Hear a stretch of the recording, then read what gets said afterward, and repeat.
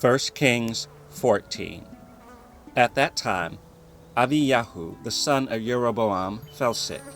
And Jeroboam said to his wife, Arise, I pray thee, and disguise thyself, that thou be not known to be the wife of Jeroboam, and get thee to Shiloh.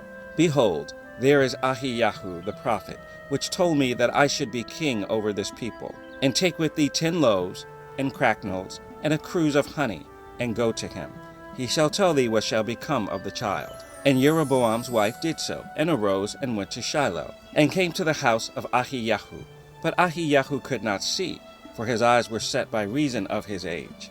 And Yahushua said unto Ahiyahu, Behold, the wife of Jeroboam cometh to ask a thing of thee for her son, for he is sick.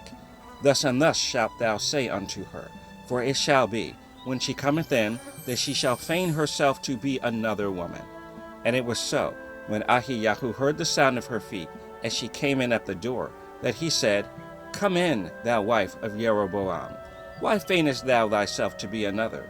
For I am sent to thee with heavy tidings. Go, tell Jeroboam, Thus saith Yahuwah Elohim of Yasharel, Forasmuch as I exalted thee from among the people, and made thee prince over my people Yasharel, and rent the kingdom away from the house of David, and gave it thee, and yet thou hast not been as my servant David, who kept my commandments, and who followed me with all his heart, to do that only which was right in mine eyes, but hast done evil above all that were before thee.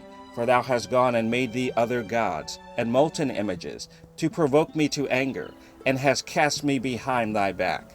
Therefore, behold, I will bring evil upon the house of Jeroboam, and will cut off from Jeroboam him that pisseth against the wall, and him that is shut up and left in Yasharel, and will take away the remnant of the house of Jeroboam, as a man taketh away dung, till it be all gone. Him that dieth of Jeroboam in the city shall the dogs eat, and him that dieth in the field shall the fowls of the air eat, for Yahuwah hath spoken it. Arise thou therefore, get thee to thine own house, and when thy feet enter into the city, the child shall die. And all Yasharel shall mourn for him, and bury him. For he only of Jeroboam shall come to the grave, because in him there is found some good thing toward Yahuwah Elohim of Yasharel in the house of Jeroboam. Moreover, Yahuwah shall raise him up a king over Yasharel, who shall cut off the house of Jeroboam that day. But what? Even now. For Yahuwah shall smite Yasharel as a reed is shaken in the water, and he shall root up Yasharel out of this good land, which he gave to their fathers, and shall scatter them beyond the river, because they have made their groves, provoking Yahuwah to anger. And he shall give Yasharel up because of the sins of Jeroboam, who did sin, and who made Yasharel to sin. And Jeroboam's wife arose and departed, and came to Tirzah. And when she came to the threshold of the door, the child died. And they buried him, and all Yasharel mourned for him, according to the word of Yahuwah, which he spake by the hand of his servant Ahiyahu the prophet.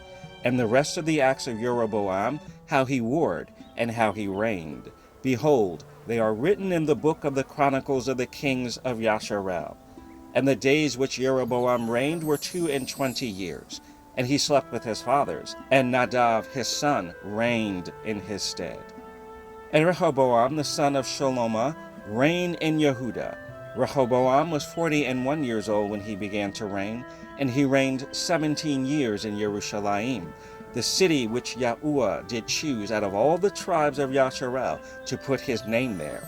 And his mother's name was Naamah and Amminates.